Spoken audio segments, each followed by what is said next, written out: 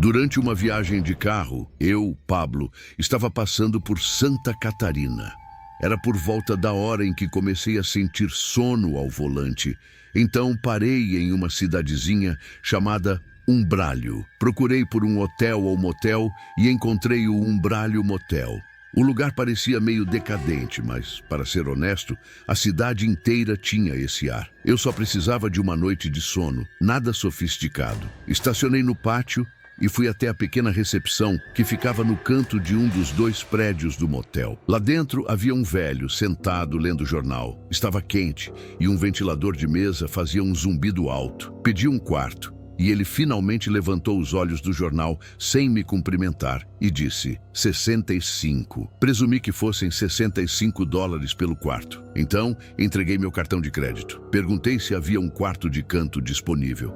E ele apenas respondeu: não. O atendimento ao cliente lorimente não estava incluído no preço. O velho me entregou uma chave antiquada, sem nada no chaveiro. Eles ainda não usavam cartões magnéticos naquele lugar. Caminhei pelo estacionamento até meu quarto. A porta foi difícil de destrancar. Precisei mexer a chave várias vezes, até ela finalmente girar. Antes de entrar, olhei ao redor do pátio. Havia apenas 2 outros carros no estacionamento. Era praticamente uma cidade fantasma. Entrei no quarto e o cheiro era uma mistura de algodão e vômito. Pensei em voltar e pedir outro quarto.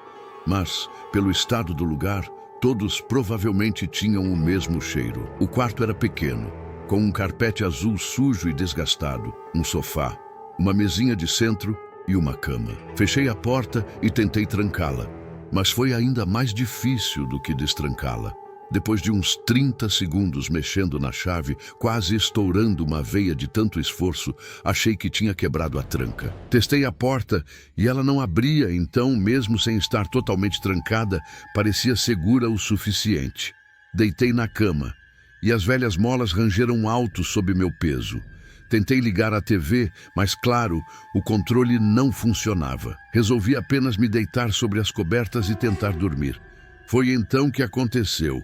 Quase pulei da cama de susto quando ouvi um baque forte na janela. Olhei e vi um cara do lado de fora, falando com uma voz que parecia desesperada, pedindo ajuda. "Ei, por favor, me deixa entrar. Me machuquei, preciso de ajuda", ele dizia. Gritei de volta para ele ir até a recepção, mas ele insistia, batendo na janela. Não tinha a menor chance de eu abrir aquela porta. Algo me dizia que era uma armadilha.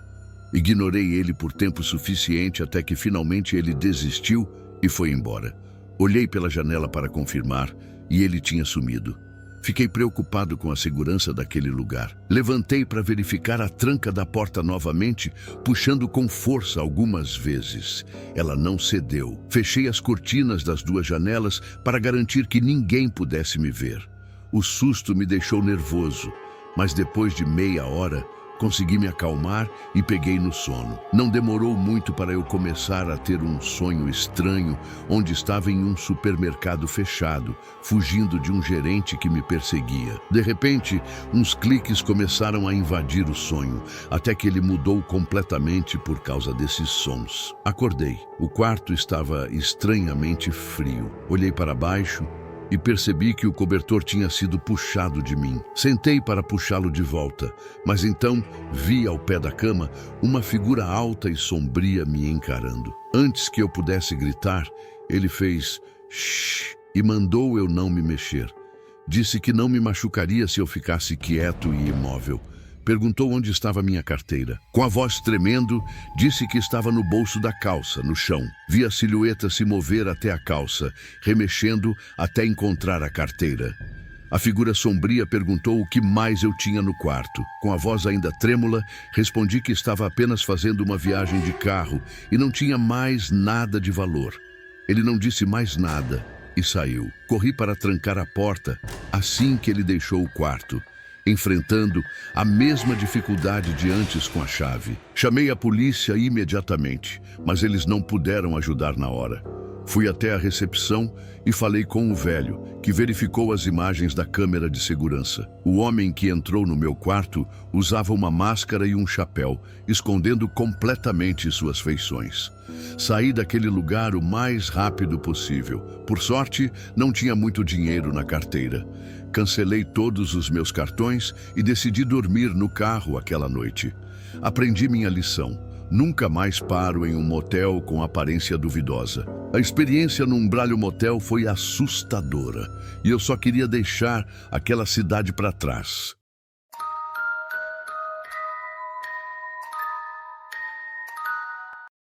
No início do último ano, eu, Rafael e meu pai, João, viajamos para fazer um trabalho voluntário em uma cidadezinha que havia sido devastada por enchentes recentes. Levamos uma caminhonete cheia de roupas e itens doados para ajudar as famílias a se reerguerem. Na primeira noite, ficamos em um hotel com uma vista perfeita para o oceano. Meu pai e eu passamos a noite assistindo O Exorcista no meu laptop, usando o Wi-Fi gratuito do hotel. Digamos que não dormi muito bem depois disso. Na noite seguinte, minha mãe, Lori, reservou um quarto para nós em um motel, já que não esperávamos ficar mais uma noite. O motel ficava a 100 metros de um trailer park e tinha vista para um grande lago. Era um lugar isolado, cercado por árvores, bem afastado de tudo.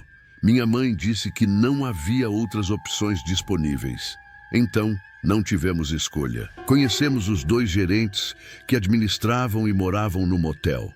Dona Lúcia, uma senhora idosa e gentil, que nos explicou tudo o que precisávamos saber, incluindo que o lago não ficava cheio há 20 anos. E seu marido, Sr. Antônio, que parecia saído de um filme de serial killer. Ele não disse uma palavra, não sorriu, tinha rugas profundas e olheiras escuras. Meu pai e eu começamos a sentir um desconforto imediato com aquele lugar.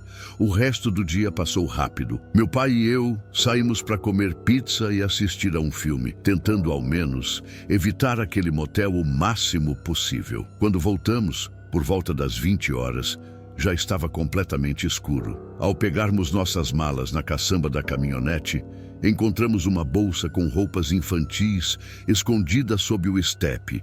Decidimos levá-la até o trailer park, pensando que alguma família poderia aproveitá-la. Mas, de repente, senti uma vontade forte de voltar ao motel. Talvez fosse o filme de terror da noite anterior, sobre a menina possuída mexendo com minha cabeça. Levamos a bolsa até a recepção e perguntamos ao Sr. Antônio, o gerente assustador, se ele poderia entregá-la ao trailer park, já que partiríamos cedo na manhã seguinte. Seus olhos se arregalaram.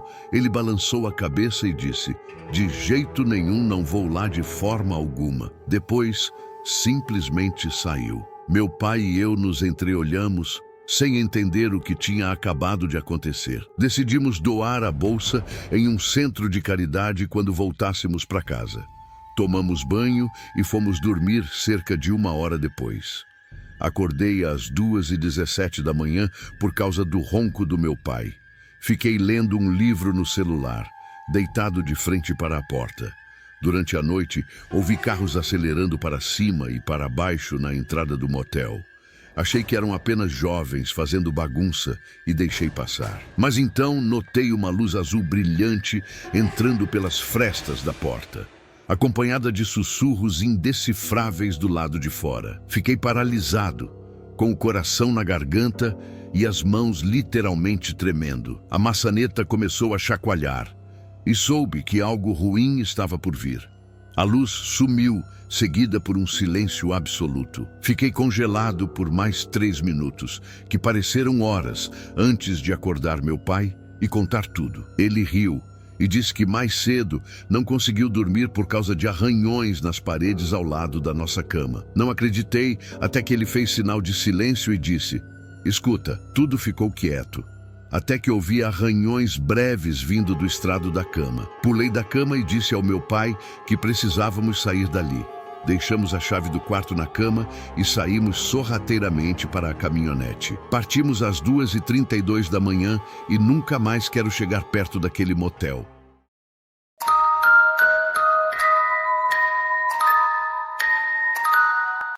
Minha namorada, Sofia, e eu tínhamos um relacionamento bem conturbado, com brigas frequentes.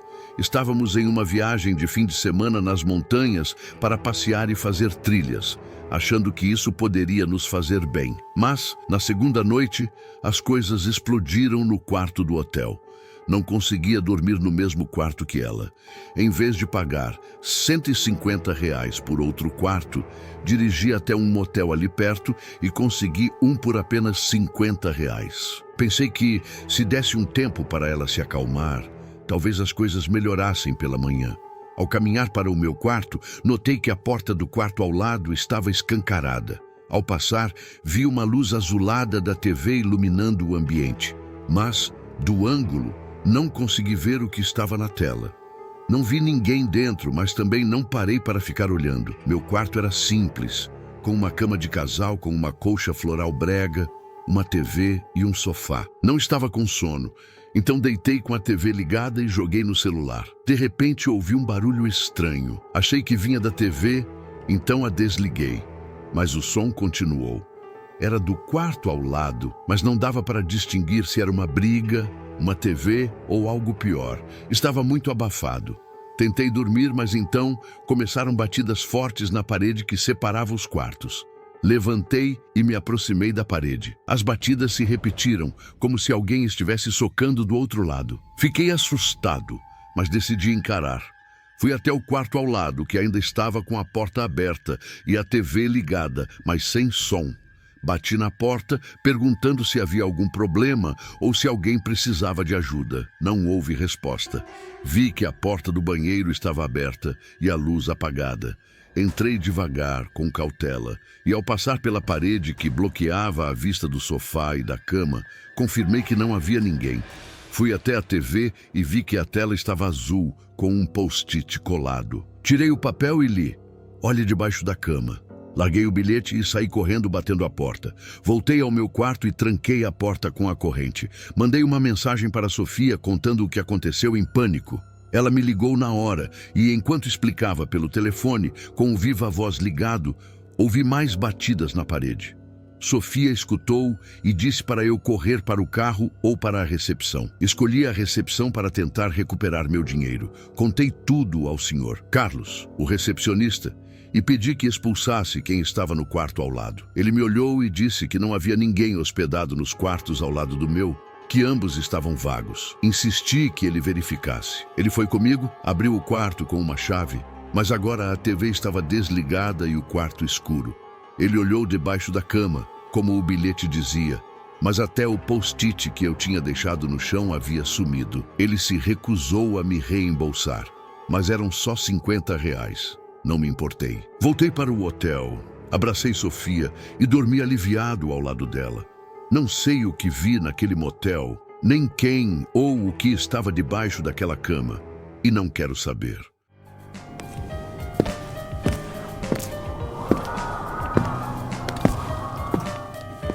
Me diga do que você tem medo.